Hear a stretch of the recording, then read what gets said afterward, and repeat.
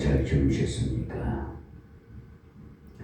오늘도 이 새벽 기도 시간 우리에게 주신 하나님의 말씀 봉독해 드리겠습니다. 로마서 8장 28절에서부터 39절까지요. 말씀을 봉독합니다. 우리가 알거니와 하나님을 사랑하는 자 곧 그 뜻대로 부르심을 입은 자들에게는 모든 것이 합력하여 선을 이루느니라. 하나님이 미리 아신 자들로 또한 그 아들의 형상을 본받게 하기 위하여 미리 정하셨으니 이는 그로 많은 형제 중에서 맏아들이 되게 하려 하심이니라. 또 미리 정하신 그들을 또한 부르시고 부르신 그들을 또한 의롭다 하시고 의롭다 하신 그들을 또한 영화롭게 하셨느니라. 그런즉 이 일에 대하여 우리가 무슨 말하리요? 만일 하나님이 우리를 위하시면 누가 우리를 대적하리요? 자기 아들을 아끼지 아니하시고 우리 모든 사람을 위하여 내어 주시니가 어찌 그 아들과 함께 모든 것을 우리에게 은사로 주지 아니하시겠느냐? 누가 능히 하나님의 택하신 자들을 송사하리요? 의롭다 하신 이는 하나님이시니 누가 정죄하리요? 죽으실 뿐 아니라 다시 살아나신 이는 그리스도 예수시니 그는 하나님 우편에 계신 자요 우리를 위하여 간구하시는 자신이라. 누가 우리를 그리스도의 사랑에서 끊으리요? 환난이나 공고나 핍박이나 기근이나 적신이나 위협이나 칼이랴 기록된가? 우리가 종일 주를 위하여 죽임을 당케 되며 도살할 양같이 여김을 받았나이다 함과 같으니라. 그러나 이 모든 일에 우리를 사랑하시는 이로 말미암아 우리가 넉넉히 이기느니라. 내가 확신하노니 사망이나 생명이나 천사들이나 권세자들이나 현재 일어나 장래일이나 능력이나 높음이나 깊음이나 다른 아무 피조물이라도 우리를 우리 주 그리스도 예수 안에 있는 하나님의 사랑에서 끊을 수 없으리라. 아멘. 로마서 8장을 시작하기 전에 말씀을 드렸습니다만 로마서 7장에서 하나님의 귀한 은혜를 받고 구원받은 주의 백성들도 땅 위에 사는 동안 많은 갈등과 어려움을 가지고 있다고 했어요. 그러나 8장을 들어가면서 그리스도 예수 안에 있는 자는 결코 존재함이 없다고 이렇게 단언했습니다. 성령의 법에 우리를 주장함으로 말미암아 하나님께서 우리와 날마다 함께 해주시는 은혜가 있다고 했어요. 지난 시간 19절에서 27절까지를 통해서 몸의 구속을 기다리는 자답게 살려면 피조물의 그 탄식이나 성도의 탄식, 성령의 탄식을 바로 알아야 된다고 했어요. 우리가 하나님의 말씀대로 살려고 하나 육체가 순종치 않음으로 많은 갈등이 생겨서 탄식한다고 했습니다. 그러나 탄식하고 있으라고 말씀을 기록한 것이 아닙니다. 만물의 탄식을 듣고 만물을 바르게 사용해야 되겠다는 겁니다. 성도인 나 자신이 하나님의 말씀 순종하기만 대단히 어렵다는 것을 알아서 육신을 쳐서 복종시켜서 하나님의 말씀을 순종해 나가야 된다고 말씀드렸어요. 그러니까 성령께서 말할 수 없는 탄식으로 우리를 위하여 기도해 주심으로 우리는 하나님 안에서 안식을 누리는 겁니다. 다음 28절에서 39절까지 말씀은 승리의 깨가라고 많은 별명을 붙입니다. 28절의 첫마디를 보시면 우리가 알거니와 하나님을 사랑하는 자라고 했죠. 하나님을 사랑하는 자에게 주시는 은총에 관한 기록의 말씀이, 그러니까 바울이 여기에 말하기를 우리가 알거니와, 그러니까 바울 자신이 그것을 깨달았다고 했어요. 체험했다고 했어요. 그래서 하나님을 사랑하는 자. 그런데 누가 하나님을 사랑하느냐? 그 다음을 보니까 곧 그 뜻대로 부르심을 입은 자들에게 모든 것이 협력하여 선을 이루느니라 했어요. 그러니까 하나님을 사랑하는 자는 하나님의 부름에 대답하는 사람이에요.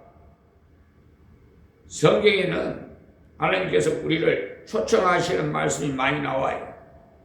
수고하고 무거운 짐진 자들아 다 내게로 오라. 내가 너희를 쉬게 하리라고. 마태복음 11장 28절에 하나님께서 크신 음성으로 우리를 초청하셨어요. 예수님께서 오셨어도 계속하신 말씀이 오라는 말씀이었어요. 오라, 와서 쉬어라, 가서 증거하라. 주님께서 우리에게 오라는 초청의 말씀을 참으로 많이 하셨습니다. 그런데 오라는 말씀을 듣고 그 말씀이 바로 내게 주신 말씀인 줄 마음에 여겨지는 사람은 그 말씀에 대해서 대답을 해요. 주여, 제가 여기에 왔습니다. 부르시는 데는 신학적인 요소가 많이 있지만 외적인 부르심에는 모든 사람들에게 초청해서 부르시는 겁니다. 수고하고 무거운 짐진 자, 그러니까 자기가 수고하는 자인 줄 아는 사람, 자기가 무거운 짐진 자인 줄 아는 사람, 자기가 죄인인 줄 아는 사람은 다 하나님께로 오라고 하셨어요. 오면은 편히 쉬게 하겠다고 하셨습니다. 여기에 보면 하나님을 사랑하는 자는 오라는 하나님의 음성을 듣고는 나같이 형편없는 죄인도 감히 불러주시는구나. 마음속에 하나님의 부르심에 관해서 나에게 주시는 말씀으로 여기는 자입니다. 그러니 하나님을 사랑하는 자는 하나님께서 자기를 사랑하실 뿐만 아니라 자기가 하나님의 사랑을 받았다는 것을 깨닫는 사람입니다. 우리가 그 말씀을 한번 찾아보아야 되겠어요. 우리는 하나님을 내가 먼저 사랑하지 못합니다. 요한일서 4장 10절에 보시면 사랑은 여기 있으니 우리가 하나님을 사랑한 것이 아니요 오직 하나님 우리를 사랑하사 우리 죄를 위하여 화목제로 그 아들을 보내셨음이라. 사랑한 자들아, 하나님이 이같이 우리를 사랑하셨은즉 우리도 서로 사랑하는 것이 마땅하도다라고 했습니다. 아멘. 여기 보면은 인간 우리에게 원래 사랑이 없다고 했어요. 사랑이 없다면 얼마나 삭막하겠어요? 예? 우리들의 사랑이란 이기적인 사랑, 나에게 잘해주니까 내가 그를 좋아하고 내가 듣기 좋으니까 그를 인정하고, 그러니까 인간들의 사랑이란 나를 위해서 존재하는 거예요. 그러나 하나님께서만 우리를 위해서 예수님을 보내 십자가에 죽게 했어요.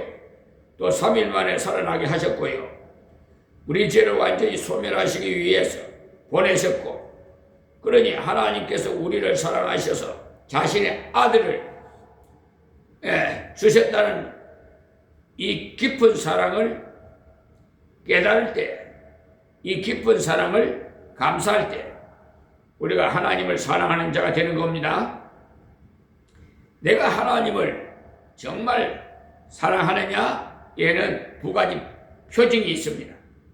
첫째는 내가 하나님을 믿느냐? 이런 것이고요. 우리가 사랑할 때 의지합니다. 또 사랑하는 대상이 나보다도 전능한 능력, 굉장히 큰 능력을 가졌다면 내가 기대입니다. 왜냐하면 사랑하는 분에게는요, 기대어도 결코 그가 나를 버리지 않음을 알기 때문에. 우리 자녀들이 어릴 적부터 자기 아버지, 어머니가 친부모인 걸 아는 자는 귀찮다고 해도 자꾸 와서 기대고 안깁니다. 그러나 자기 친어머니, 아버지가 아니라는 것을 아는 아이는요, 귀찮아하는 것을 보고는 눈치를 살펴요. 고아원에 가보면요, 어린 아이들이 눈치만 살핀다고 합니다. 왜 그러느냐 하면 진정으로 사랑하고 있지 않음을 알기 때문에.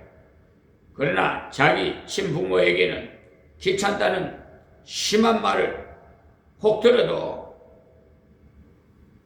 즉시 와서 기대고 안깁니다. 때로는요, 엉덩이를 두들겨 맞아도 또 와서 기대고 안깁니다. 저희들 클 때는 선반에다가 해초리를 준비해놨다가 자식들이 잘못하면 부모님이 종아리를 걷어 해놓고 마구 투들어 종아리를 때립니다. 어떤 때는 피가 종아리에 맺힐 정도로, 그러지만 그럴 때 정말 내 부모가 맞다는 것을 인정할 때는 부모 품에 안깁니다. 그런데 내 부모가 아닌 것을 알면 밖으로 뛰쳐나갑니다. 사랑하는 자에게만 참으로 의지할 수 있다는 것을 우리들은 어릴 때부터 깨닫고 있어요. 여러분들이 정말 예수님을 의지하는 마음이 있다면 그 마음이 바로 하나님을 사랑하는 마음이 그 출발이 되겠어요. 그 다음에 하나님을 사랑하는 것이 뭐냐? 요한일서 5장 3절에 보시면 하나님을 사랑하는 것이 이것이니 그의 계명들을 지키는 것이라. 그의 계명은 무거운 것이 아니로라라고 했어요. 그러니까 주를 의지할 뿐만 아니라 주를 위해서 살고자 하는 마음이 생겨요. 이것이 하나님을 사랑하는 증표입니다.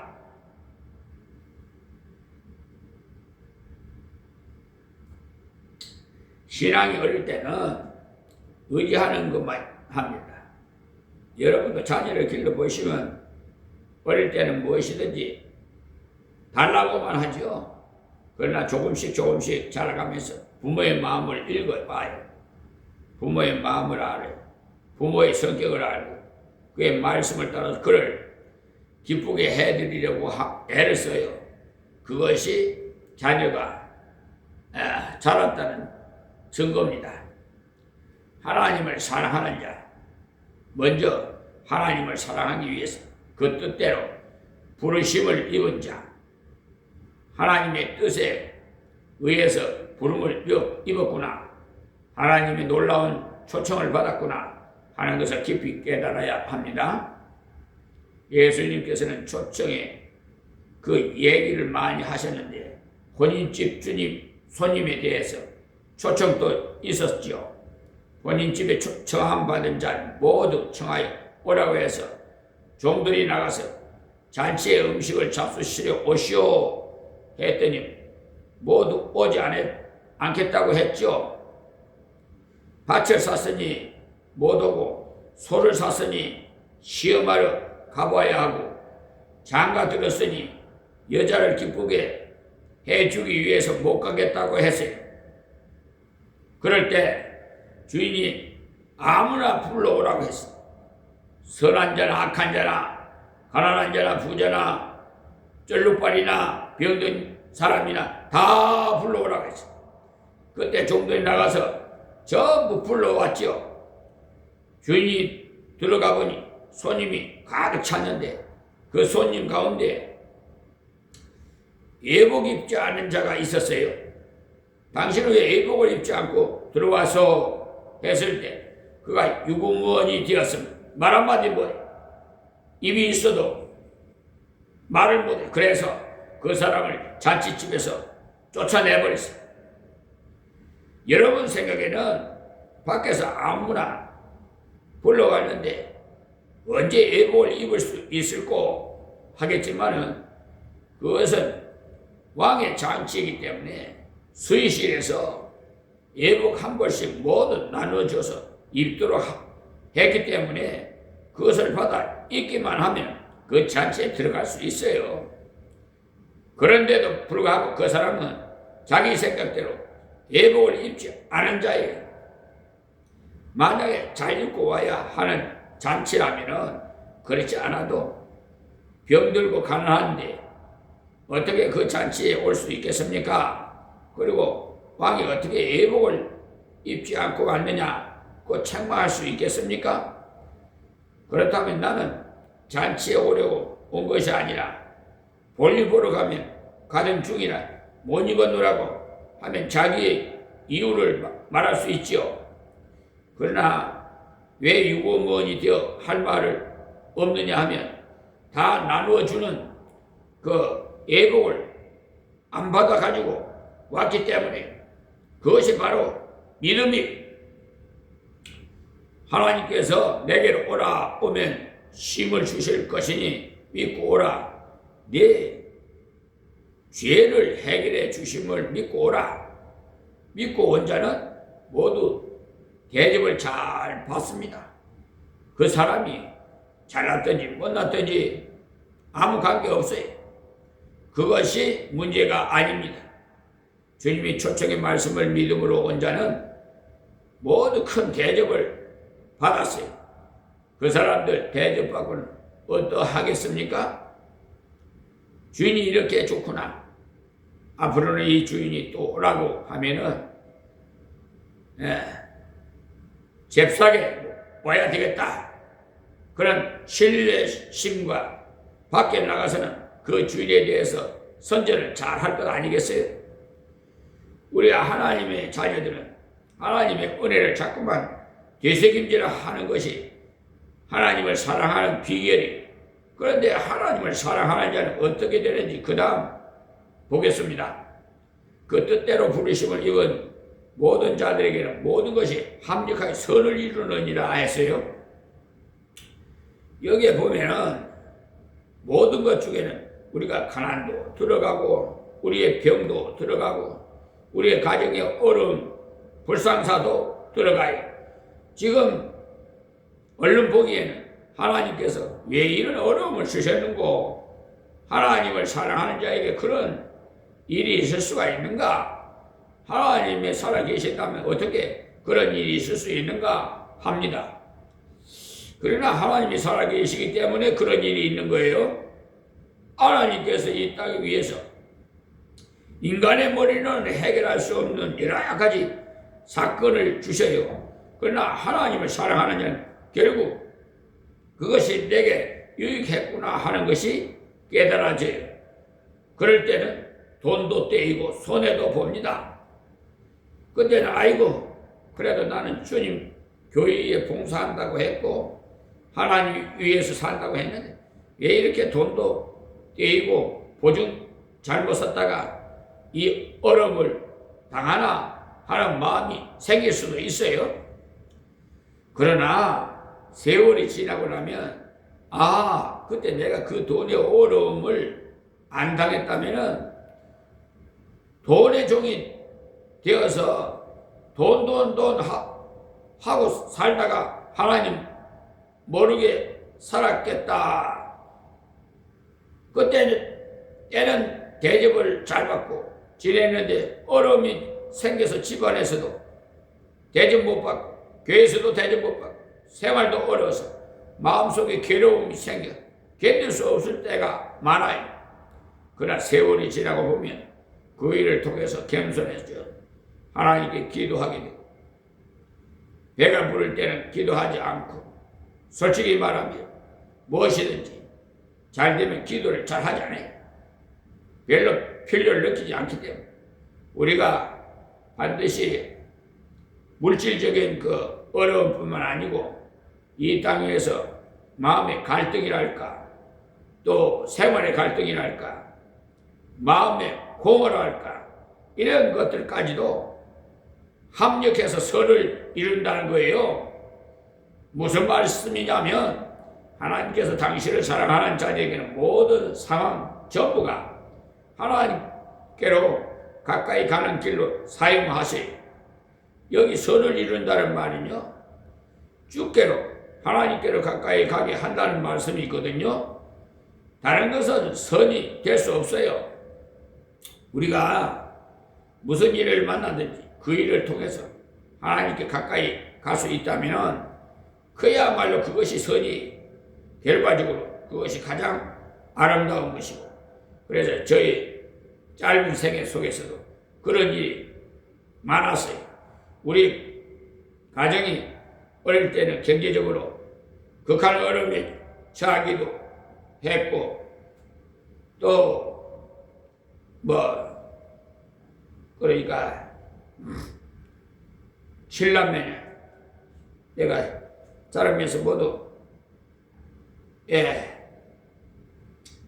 학교에 제대로 공부도 못하고 해서 참 어려움이 있었어요. 그러니까 아버지의 그 무책임한 탓이 되겠죠. 자녀에게 관심을 좀 가지고. 근데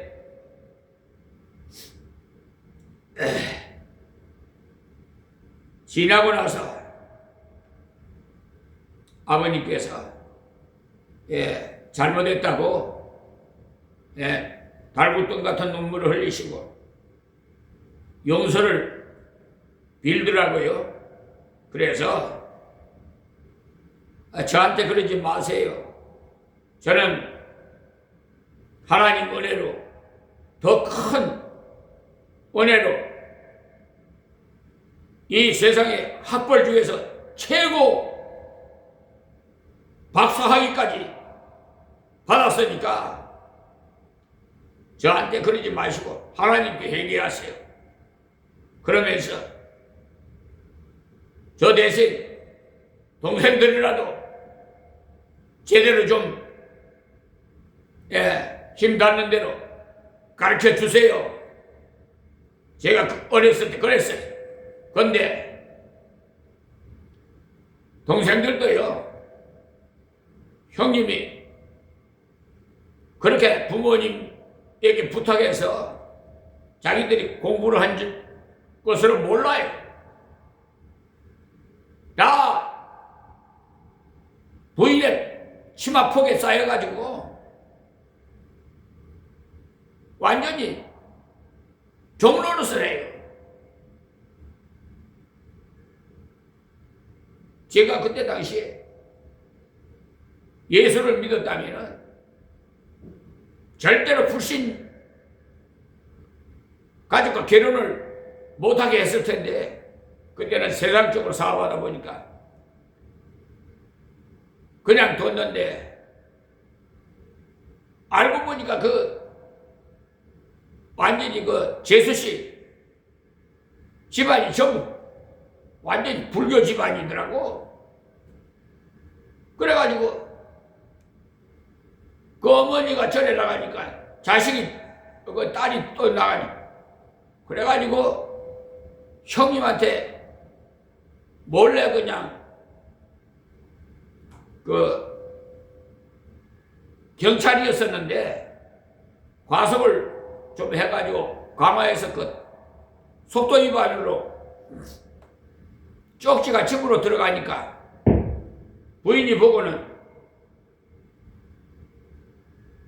강화에 간 건 형님한테 간 것이 증거가 나타났잖아요.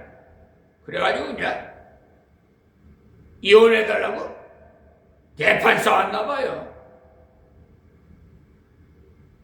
저한테 전화를 걸었더라고요. 형님, 형님이 좀 이해해 주세요. 나 이혼하기 싫습니다. 제가 동생들 이혼하는 걸 원하는 어느 형이 있겠어요? 그래, 알았다. 그리고 나는 그냥 기도할 수밖에 없지요. 하나님, 우리 재수 씨도 좀 예수 믿게 해주세요. 구원시켜달라고. 그렇게 기도할 수밖에 없었어요. 그 밑에 있는 동생도 전에는 형님 말이라면 껍벅했어요. 다 형제가요.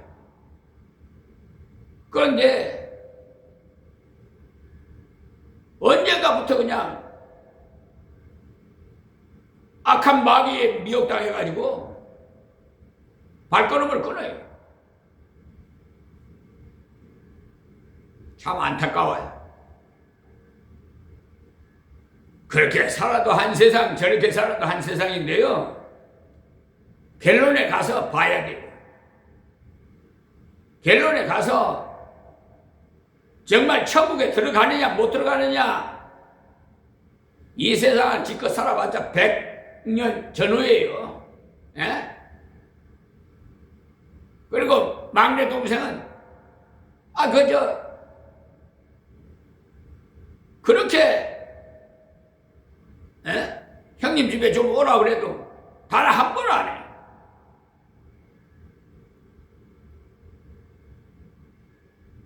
두 딸이 있었는데 하나는 건설 공장에서 웅덩이에 빠져서 죽었어요. 그걸 장례를 그걸 처리를 해주고 또 막내는 그냥 재수 씨가 어느 날 전화를, 아이고 애기 아빠가 지금 위암이라고 그래. 한강성심병원에 입원해 있다는 거예요. 그래 달려가서 보니까 중환자실에 있는데 완전히 복수가 그냥 빵빵 차가지고 황달이 흑달로 변해가지고 완전히 그냥 주치의사를 만나서 얘기 들으니까 의술로는 못 고친다는 거야. 그러면서 그것도 하나님의 역사예요. 형제간들 다 모이라고 그러는데 그랬어요. 그 주치의사가. 그래서 시키는 대로 형제들 다 모이라. 그래서 한강성심병원에 다 모였어. 그 주치의사가 직접 말했어요. 의술로서는 못 고치니 퇴원시키세요. 그러기 전에 중환자실에 들어가서 너는 의술로 못 고친단다. 이제 예수님밖에 못 고쳐. 그러니까 형님이 기도하면 너는 아멘 해. 가르쳐주고는 양손을 그 복부에다가 얹어놓고 간절히 기도를 했죠. 땀방울이 핏방울이 되도록 그냥 전심을 다해서 기도를 했어요. 그러니까 이 동생이 달구똥 같은 눈물을 흘리면서 죽는다니까. 그래 아멘 하더라고.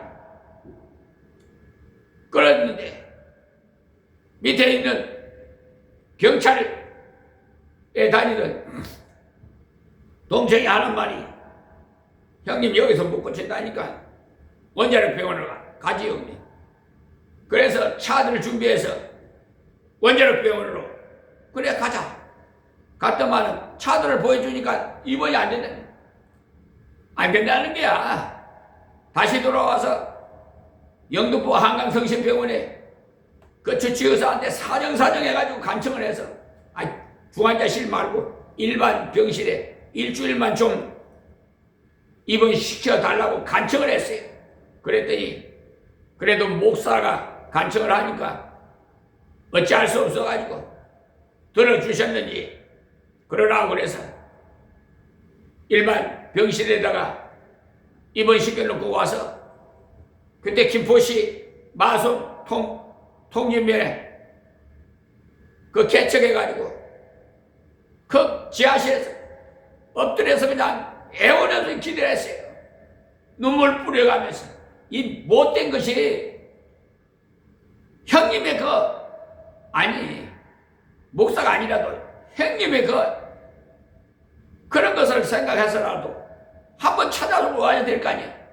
그 기도를 막 했더니 3일 되는 날 재수씨가 전화를 왔어. 애 아빠가 복수가 빠지고 밥을 먹습니다. 할렐루야. 하나님께서 나의 기도를 들어주셔서 동생을 살려주셨어요. 지금도 어디에 살아있는지 연락을 안 해. 못된 것이 그 인간이야? 뭐 시골에 저 길러주실 어머니가 그러니까 아버님께서요 유언 운명하시기 전에 임종하시기 전에 등기를 모두 다 내가 가지고 있다가 나중 장손한테 넘겨줘라 그랬어요. 그리고 이 집하고 저하고 저 뭐는 다 이 어머니한테 그러니까 서모지요 나를 기리 어머니 앞으로 등기해줘라. 그래서 다 해줬어요. 근데 이 어머니 나를 길러주신 서모께서 살아생전에 저한테 등기를 해준 거예요. 그렇지 않았으면 저 목포에 그 집안으로 갔어요. 그 집이랑 그게 다. 왜냐하면 법적으로 그렇게 되어 있어요. 그 집안으로 가버리는 거예요. 이 부인으로 일부 일치해져 가지고요. 동거인으로 올릴 수는 있지만은 본처가 있으면 절대로 안 됩니다. 그런데 우리 나를 길러주시는 서모님은요 정말 저를 굉장히 귀여워해 주시고 부산서 정말 다른 서모들은요 자기 놓지 않았다고 자식이요 남편 출근하고 나면 심지어 피를 바짝바짝 뽑아가지고 말라서 죽여요. 그런 사건들이 많았어요. 구박을 하든지 밥을 안 주든지 하여튼 그래서 그때 당시에도 사건이 날만 새면 그런 사건들이 많이 일어났어요. 그런데 날 길러주신 장예순 우리 서머님은요 정말 내가 기른 것보다 내가 배 아파서 낳은 자식보다 더 아껴줬어요. 그 얼마나 감사하지. 근데 운명하실 때 사모가 없었기 때문에 동역자가 운영하는 그 즐거운 집이라고 이렇게 세상에서 버림받고 거처할 데 없는 사람들을 보호하는 그런 권태일 우리 목사님이 그걸 했는데 처음에 지하철에서 한 여인이 쓰러져 있는 것을 데리다가 운막을 지어가지고 보살펴기 시작한 그것이 이제 점점 불어서 해서 즐거운 집으로 이 명을 받아가지고 그래 인천시에서 많이 후원해줘가지고 많이 성장했죠. KBS 방송에도 나오고 사랑의 열매 해서 후원도 많이 받았어요. 그런데 거기에서 위탁을 할 수밖에 없었어요. 그 당시에 사모도 밤에 가출해버리지. 또 살림집도 없지. 예배당도 없지. 그게 어디 모실 데가 없는 거야. 난감해. 근데 광야 예배 15개월 예배 드리고 여기 왔는데요. 하나님께서 기적을 베풀었어요. 그걸 다 책으로 엮으려면 수백 건이 될 겁니다만. 하여튼, 막 그 정도 좀 말씀드리고요. 이렇게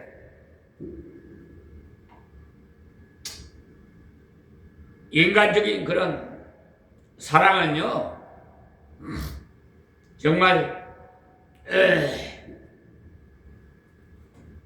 하나님의 사랑과 비교할 수가 없어요. 하나님의 사랑은 아가페 사랑이에요.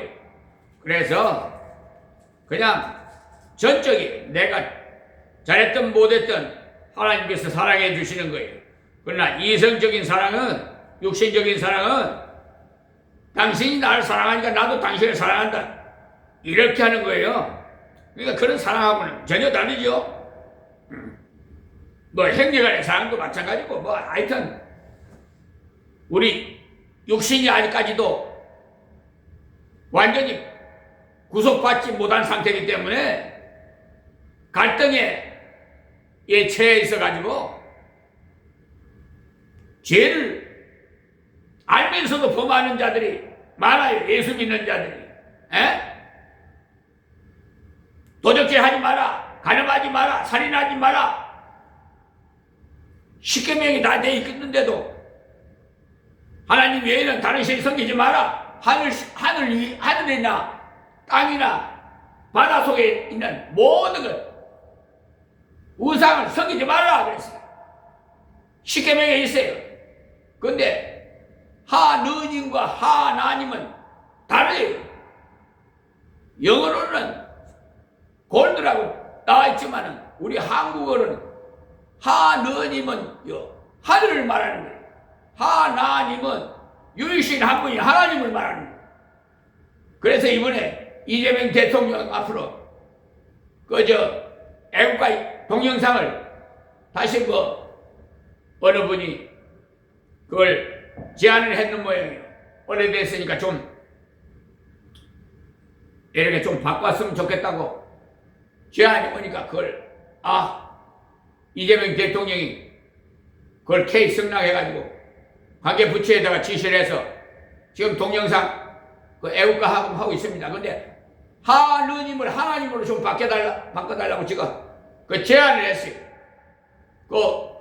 했더니 그것이 지금 관계 부처에 있는데 나중에 이제 어떻게 되는지 모르겠습니다만 그렇고요.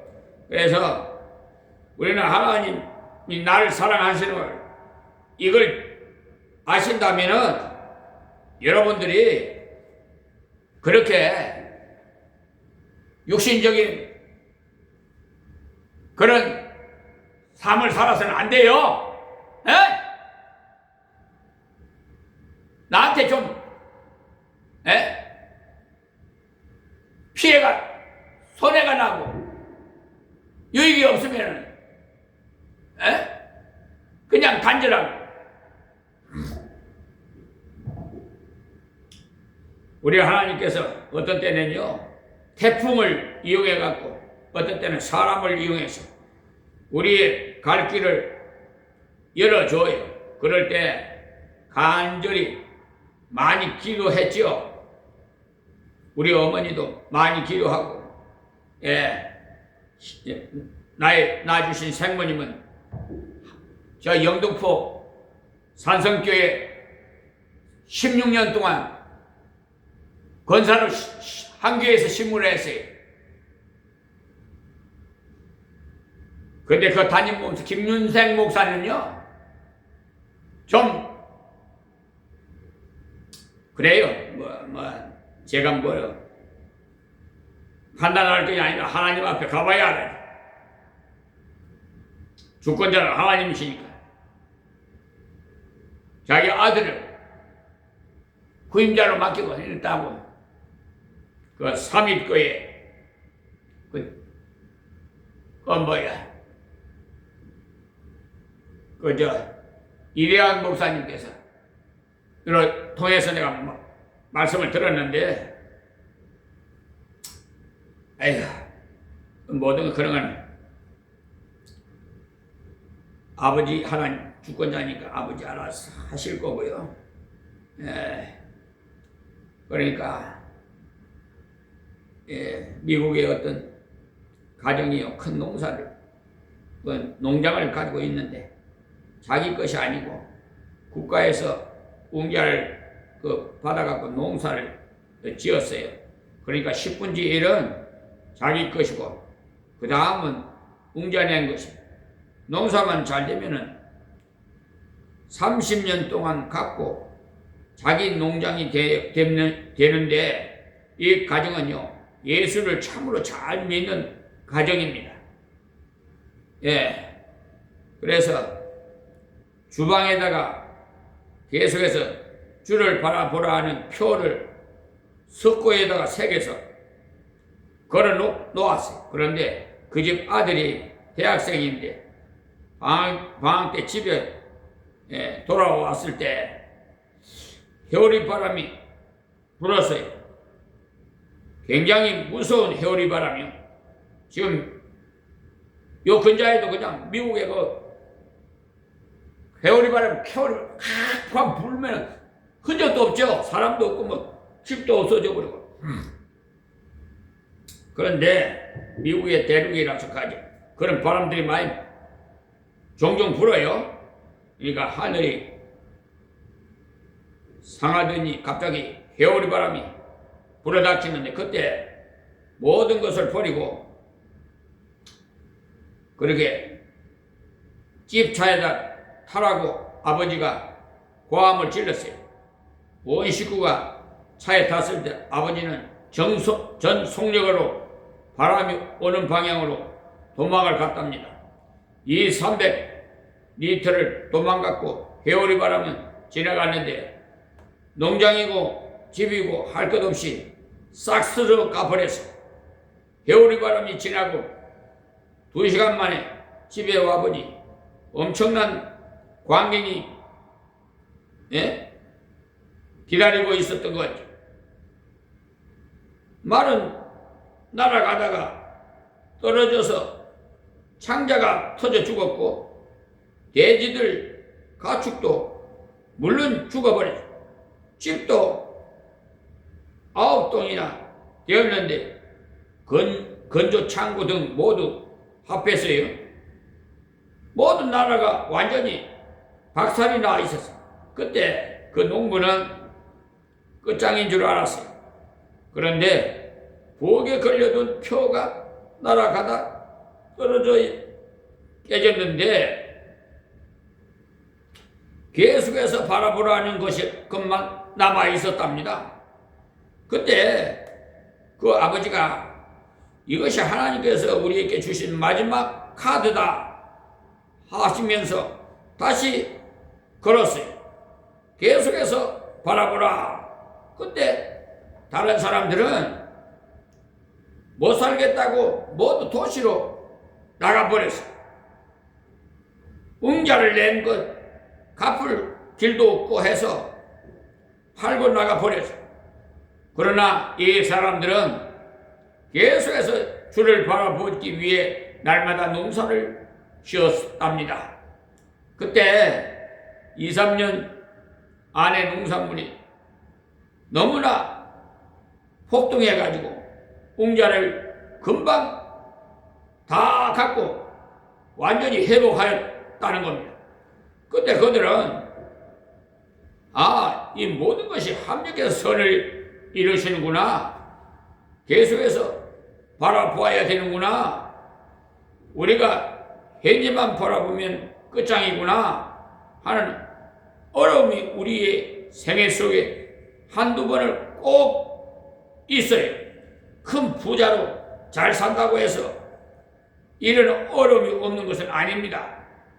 우리 집도 예전에 그 조부 때는 그 마을이 전부 90%가 우리 할아버지 할머니 재산이었어요. 다 토지가. 그렇게 잘 살았는데, 그러니까 우리 부친 행여간 때 그냥 전부 분배를 해줬는데 다 탕진해버리고 다 없어져 버린 거예요. 네. 그러니까 큰 소리 칠 거 없어요. 오늘 갑부가 돼도 내일 거지꼴이 될 수가 있다 이 말이에요. 에? 지금 혼자에 앉아 있어도 대법관이고 저 박영재 대법원 행정처장으로 요참에 천대엽 대법원장하고 교체가 됐는가 어찌 했는데 그건 아주 불의한 자로 지금 하나님 앞에 찍혔어요. 그 대법원 나이 사건 그 출력을 하는데 거기에 카경 7을 삭제를 해버리고 뭐 제말 1, 2, 3가 뭐 송달료 아니 내가 재심 청구도 안 했는데 그러니까 이 엉터리 같은 그 양동면 교회 부지 그 사건인데 그것이 관할 법원이 강화군 법원인데 서울에서 했기 때문에 그걸 이송해 달라는 거든요.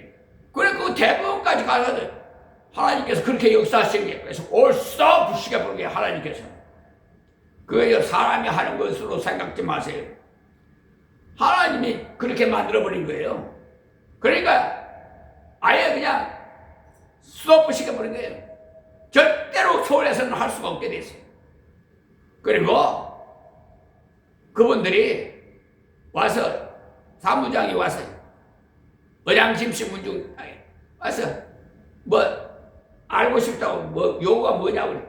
우리 돈 되면은 우리 다 받는다 매입한다고 그랬지 않냐. 우리가 이 땅을 지상권이 있으니까 땅을 우리가 매입할 테니까 기다려라. 그리고 지료가 적으면 다시 재계약을 해라. 지상권이 있으니 지상권 계획은 우리 계획 같은 경우는 15년이 한번 계약합니다. 그리고 인상도 현재 받는 데서 5% 이상 올릴 수도 없고 난감하거든요. 그러니까 못하는 거예요. 그 옆에 또 우리 교회에 붙어있는 장로 건물도요 역시 마찬가지예요. 그래서 지금 얼마를 지가가 얼마고 하니까 얼마를 좀 해서 다른 분양을 했는데요 우리 장로님하고 우리 교회만 못한 거예요. 그래 지금 당신들이 원하는 대로 우리는 평당 계산해 줄 수 없다. 지금 이 시세에 지금 거래량이 그 가격이 아니다. 그러니까 평당 우리가 요구하는 대로 매입하려면 하고 아니면 그냥 누군지 알아서 해라. 그런 정도 됐습니다. 그래서 그 장로님이 굉장히 하나님 은혜로 저 같은 부족하지만은 법률가를 하나님 만나게 해주셨다. 같이 제가 우리 교회 하는데 제가 거저 받았으니 거저 줘라 해서 하나님 감동을 주셔서 이렇게 합니다. 장로님도 많이 생각하고 있어요. 그 하나님의 은혜를 지금 연세가 드셔서 그 권사님도 불편한 중에 있고 한데 사람을 한 번 나가 한 번 죽는 건 정언이 있죠. 그 후에 심판이 있다고 히브리서 9장 27절에 말씀되어 있어요. 그러니까 하나님 부르시면 누구든지 가야 돼. 자, 29절 말씀입니다. 하나님이 미리 아신 자들 또한 그 아들의 형상을 본받게 하기 위하여 미리 정하였으니 이는 그로 말미암아 형제들 중에서 맏아들이 되게 하려 하심이니라. 이 말씀은요, 하나님께서 우리들 미리 아시고 부르셨는데, 부르실 때 예수의 형상을 본받게 하기 위해서 불렀다고 하셨어요. 예수 닮게 하기 위해서 불렀어요. 예수님께서는요, 이 땅에 오셔서 어떤 경우라도 낙심치 않았어요. 낙심한 경우를 볼 수 없어요. 십자가를 앞에 두고도 낙심치 않았어요. 왜 낙심하지 않았느냐? 자기를 보내신 분을 알기 때문에, 하나님의 권능을 알기 때문에, 하나님의 사랑을 알기 때문에 그런 낙심을 할 수가 없었어요. 그의 형상을 본받아 살려면은 우리들도 주님처럼 낙심치 않는 자가 되어야 돼. 그의 형상을 본받아 살려면 예수님이 이 땅 위에 걸으실 때 모든 것을 아버지의 뜻에 순종하셔서 걸어가셨어요. 체포될 때도 얼마든지 피할 수도 있었지만 겟세마네 동산에서 예수님을 잡으러 왔을 때 너희들이 누구를 잡으러 왔느냐 물었을 때 나서는 예수를 잡으러 왔다, 내가 그러다 했을 때 잡으러 온 자들이 모두 엎드려졌죠. 그럴 때 얼마든지 그 자리를 피할 수가 있습니다. 그러나 예수님께서는 다시 물었어요. 너희들이 누구를 찾으러 왔느냐? 예수를 찾으러 왔다. 그래? 그러면 나를 잡아가거라. 그러나 이 사람들은 가게 하라. 그러니까 예수님 제자들이죠. 베드로를 비롯해서 있는데, 그래서 예수님의 제자들은 다 보냈어요. 그럴 때 예수님 제자 베드로가 주여 시리까 하고 칼을 빼가지고, 칼을 가지고 가지는 자는 칼로 망한다고 말씀하시고는 그것까지 참으라, 내가 12영 더 되는 천사를 보내서 이들을 치료할 수 없는 줄 아느냐? 그러나 그렇게 하면은 하나님의 뜻이 어떻게 이루어지겠느냐?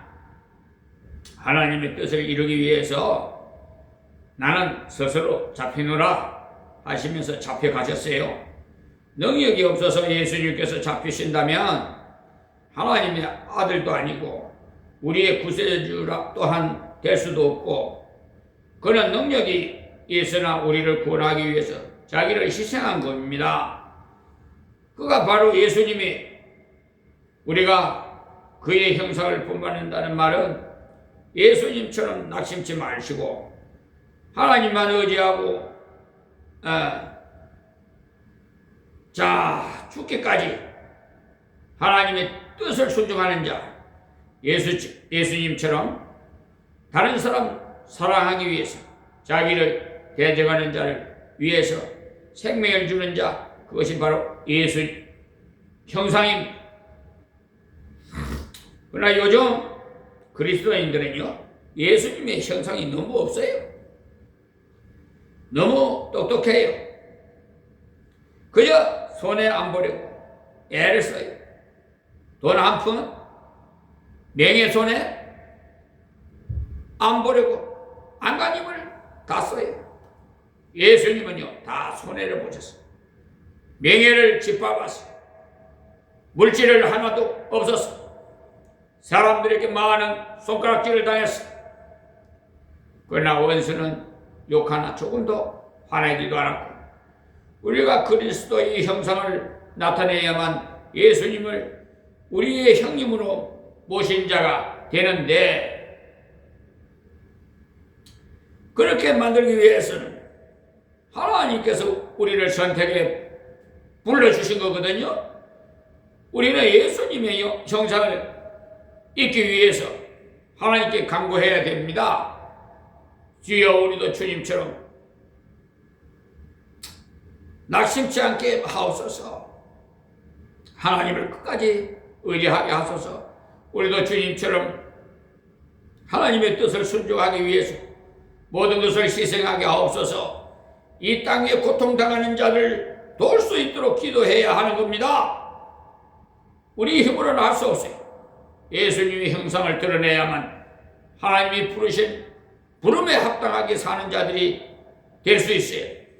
그렇게 걸어가노라고 하면 어떻게 하시는지 30절 봅시다.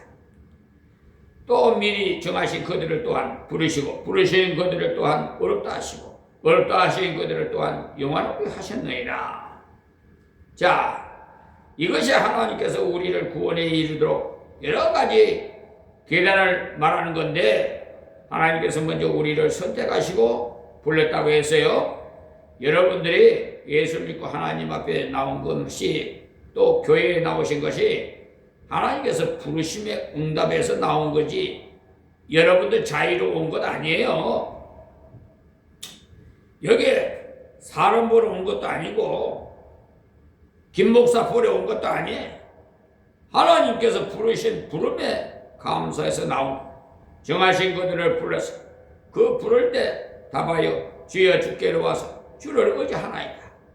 나온 사람들은 하나님께서 어렵다 완전한 자다 해 주셨어요. 우리는 완전하지 못합니다마는 부족할 뿐 아니라 죄인이지요. 그러나 예수 십자가에 돌아가신 3일 만에 살아나심을 믿을 때 우리의 지난 죄를 완전히 전부 사하여 주십니다. 또 어렵다 완전한 자라 불러주셨어요. 그리고 마지막에 보면은 영화롭게 하셨느니라 했어. 아직 우리가 영화롭게 되지 않았는데 하셨느니라 과거사를 썼어요. 곧 완성된 사건이라 이 말이에요. 우리들이 어렵게 되고 영화롭게 되는 것은 자연적인 이치라는 거예요. 그러니 우리들이 가다가 탈락될까봐 걱정하지 마세요. 정하신 자는 부르시고 부르신 자는 어렵다 하시고 어렵다 하신 자는 영화롭게 하셨느니라고 하나님께서 말씀하셨기 때문에 결코 실패하지 않습니다. 나와 여러분들은 실패할 수 있으나 하나님께서는 결코 실패하지 않으세요. 그러므로 여러분들이 예수 안에 참으로 의지한다면 가다가 어려움으로 인해서 예수님을 버릴 수 있을지 하는 어리석은 염려를 하지 마세요. 그것은 마귀가 우리에게 속살거리는 짓입니다. 마귀는 항상 자기를 바라보게 해요. 자기를 바라보면서 언제나 간사한 것뿐임을 발견합니다. 인간이란 원래가 간사하잖아요. 조금 낫고 조금 못한 차이는 있어도 실제로 거의 비슷비슷한 거예요. 하나님께 비교한다면 비슷한 아담의 후손에 불과해요. 그런데 하나님께서 정하신 그들을 부르시고 부르신 그들을 어렵다 하시고 어렵다 하신 자를 영원롭게 하세요. 하나님께서는 궁극적으로 반드시 그렇게 하시고, 그래서 우리는 이 놀라운 하나님의 약속이 내 것이 되려면 하나님을 사랑하는 귀한 생활을 계속해 나가자는 거예요. 하나님 의지하고 하나님 말씀 순종하는 아름다운 세계, 예수님을 품는 세계를 살아가면 하나님의 놀라운 은총이 우리 속에 역사하는 것을 당연한 거예요. 31절부터는 마귀에게 도전해서 조롱을 합니다. 자, 31절에 그런즉 했는데 이렇게 하나님께서 하셨은즉 이란 말이에요. 일에 대하여 우리가 무슨 말하리요? 만일 하나님 우리를 위하시면 누가 우리를 대적하리요? 그러니까 위하시면 이 말은요 원래 편이시면, 이렇게 자기 편이시면 곧 하나님이 내 편이시면 이 말이에요. 하나님이 내 편이시라면 누가 나를 대적하겠습니까? 하나님을 대적할 자가 어디 있습니까? 그렇죠? 여러분들이 예수의 초청을 받고 주 앞에 와서 생명을 얻었어요.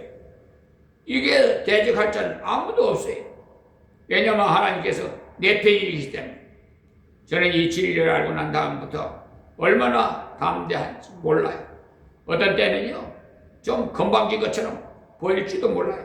저는 하나님 나라에 갈 것을 정말 확신하기 때문에, 하나님께서 내 편이시기 때문에 마귀와 세상이 합해서 나를 지옥 보내려고 해도 결코 못 보내.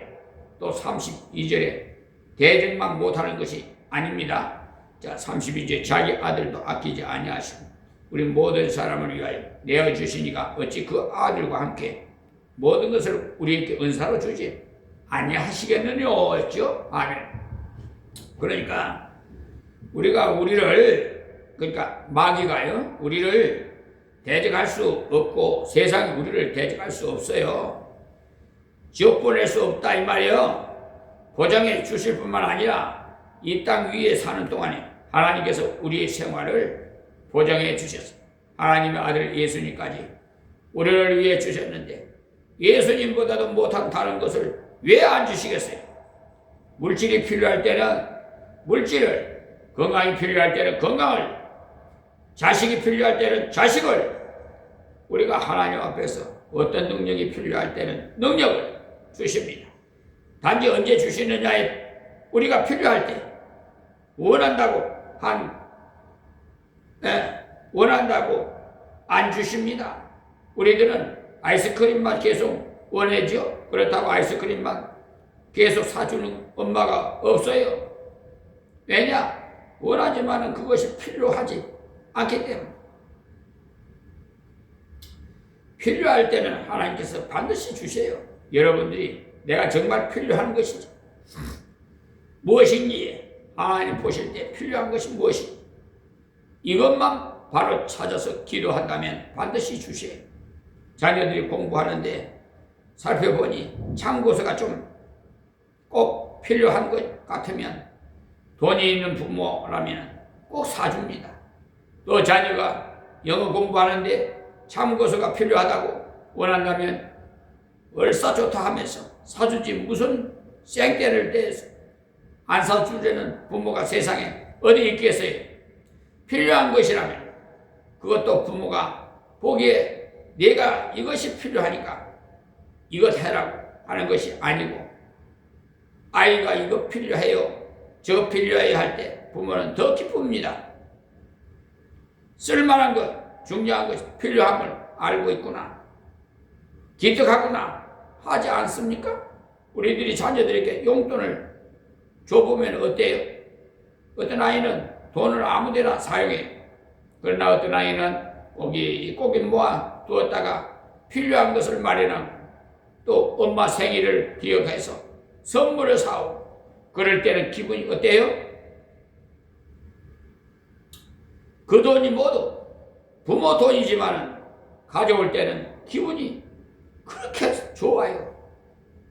하나님께서 우리들이 하나님 뜻대로 바로 사용하고 걸어가기만 한다면 필요할 때 은사로 얼마든지 주세요. 우리 육신의 부모는 제한성이 있지만 돈에도 제한성이 있고 능력에도 제한성이 있고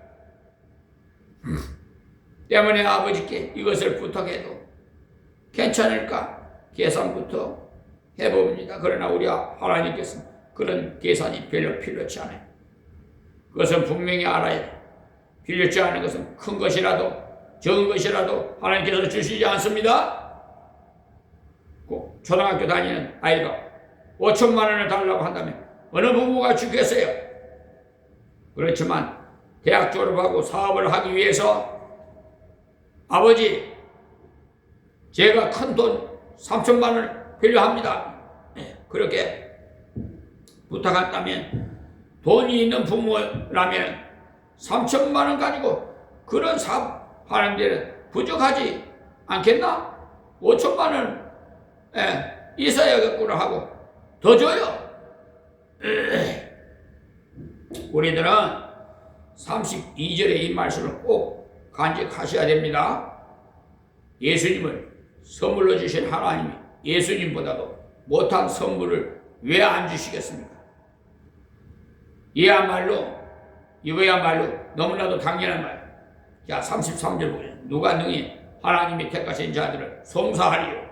그러니까 이 말씀은 하나님의 뜻대로 은혜 받아서 산다는데 좀 부족할 때도 있고 넘어질 경우도 있어요. 그러나 송사를 못한다고 했어요. 송사라는 건 고소입니다. 하나님 아버지 저것저것 지옥 보내십시오 하고 송사 못해요. 왜냐? 재판관이 하나님이시기 하나님께서 어렵다 완전한 죄라고 판결을 내리셨는데 계속 송사하면 어떻게 했습니까? 대부분에서 판결이 끝났는데 그것을 자꾸 송사하면 무고로 걸려 들어가요. 네가 왜 쓸데없이 남을 자꾸 헐뜯느냐 하게 하나님께서 주신 구원받은 백성을요 누가 송사할 수 없습니다. 그러니 우리가 담대하게 세상 앞에서 하나님 앞에서 담대하게 14절을 보겠습니다. 누가 정죄하리요? 누가 능히 하나님의 택하신 자를 송사하리요? 어렵다 하시니는 하나님이시니 그랬어요.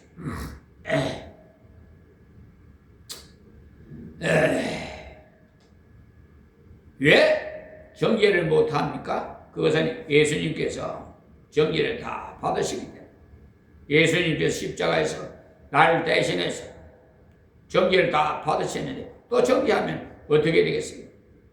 예? 불 다 탔는데 또 불탈 것이 있습니까 여러분? 불 다 탄 곳에 다시 불탈 것이 없어요. 정죄를 받은 자는 다시 정죄받을 것이 없어요. 바로 그 말이에요. 누가 정죄하리요? 죽일 뿐만 아니라 다시 살아나신 이는 예수 그리스도니 그는 하나님 우편에 계신 자요 우리를 위하여 간구하시는 자신이라. 그러니까 정죄 못하는 첫째 이유는 그가 정죄를 받았기 때문에 또 정죄를 못하는 이유는 조금 더 그가 하나님의 우편에서 제사장으로서 사명을 하고 계시기 때문에 세상에 소위 제사장은요 자꾸 바뀌어요.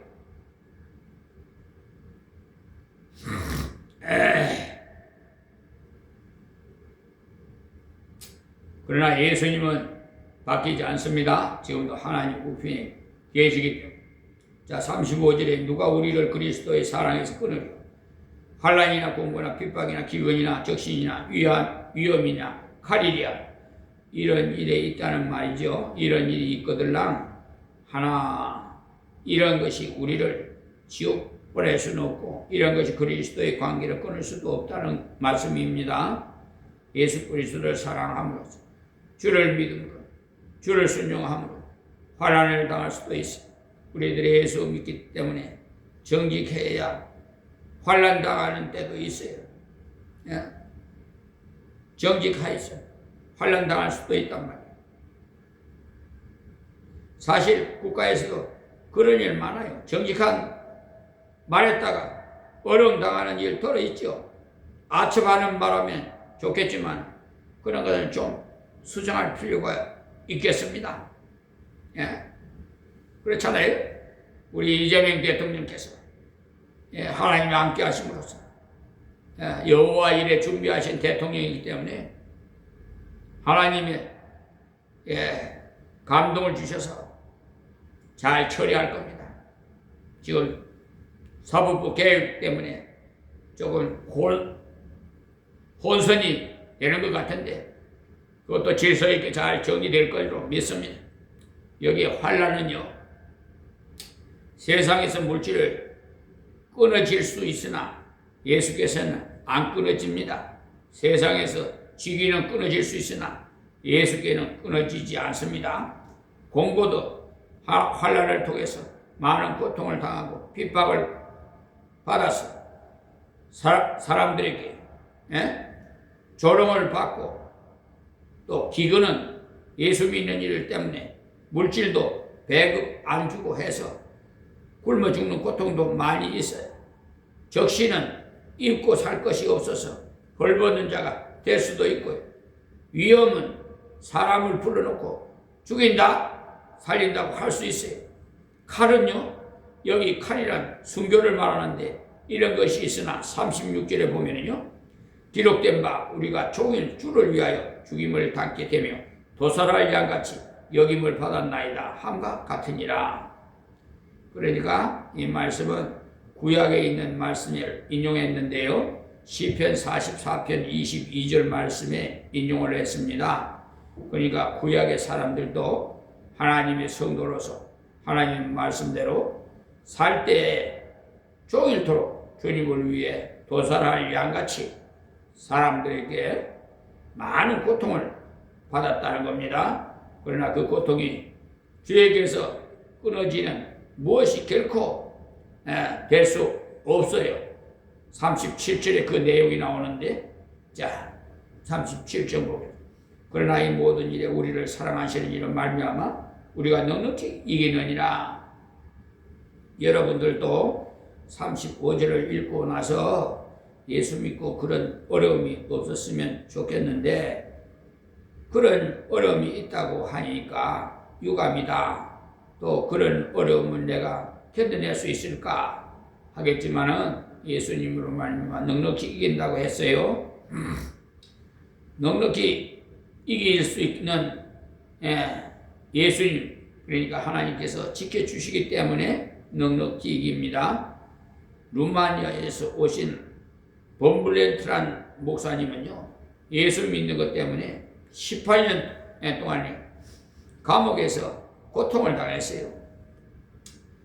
제가 그 기록을 읽고선 가장 감명 깊었던 내용을 전에도 소개를 드렸습니다만, 그가 감옥에 18년 동안 있으면서 마음이 가장 아픈 것은 그의 자녀들이 어떻게 됐을까 하는 것이었는데, 자기가 감옥에 들어갈 때 5세이면 벌써 20몇 살이 아닙니까?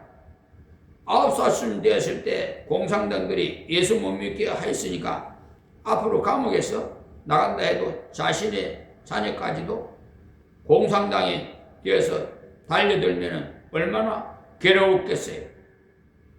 그런데 몇십 년 만에 그 아들이 면회를 왔어요. 아버지, 저는 아버지를 굉장히 영광스럽게 생각합니다. 네가 예수를 믿고 있느냐? 예, 저는 예수를 믿고 있습니다. 놀랐어요. 놀라웠습니다. 그러니까 하나님께서 지키셨다 이 말이에요. 중학교에서 공부하다가 예수 믿는다고 쫓겨나서 공부 못하게 되었습니다. 그래도 끝까지 예수 믿었습니다. 어머니와 동생들을 먹여 살리기 위해서 이 아이는 피아노 조율을 아주 잘했어요. 하나님께서 그 천성적으로 좋은 귀를 주셔서 피아노 조율을 워낙 잘했기 때문에 그것으로 가족들을 먹여 살렸어요. 감옥에 들어앉아 있는 가족들은 아무도 도와주지 않습니다. 특히 목사님은 사상범이기 때문에 도와주었다가는 큰일 나기 때문에 도와주지 않습니다. 그것을 알게 된 그는 하나님께서 지키시는구나. 그 신앙을 누가 지켜주셨습니까? 그 가정을 누가 지켜주셨어요? 18년 동안 감옥에 들어가 있었지만은 그동안 그 아들이 희생해서 봉사해서 가정을 살폈어요.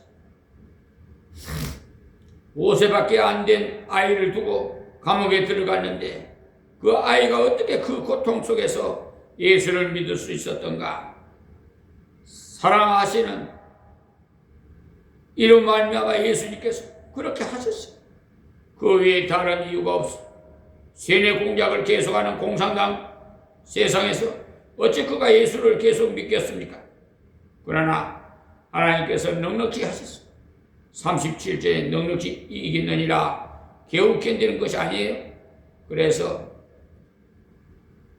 네로 황제가 박해할 때 골로세움 안에서 많은 기독교인들이 죽었죠. 사자가 들어가서 뜯어먹게 했고, 그런데 네로가 확인해 보니까 다른 것은 다 뜯어먹고 얼굴만 남았는데 모두 웃으면서 죽었더랍니다. 그래서 네로가 미친놈들, 사자한테 뜯겨 죽으면서도 웃고 야단이냐? 그러나 그가 오히려 나중에 미쳐서 죽었어요. 네로 왕이 미쳐서 죽었단 말입니다.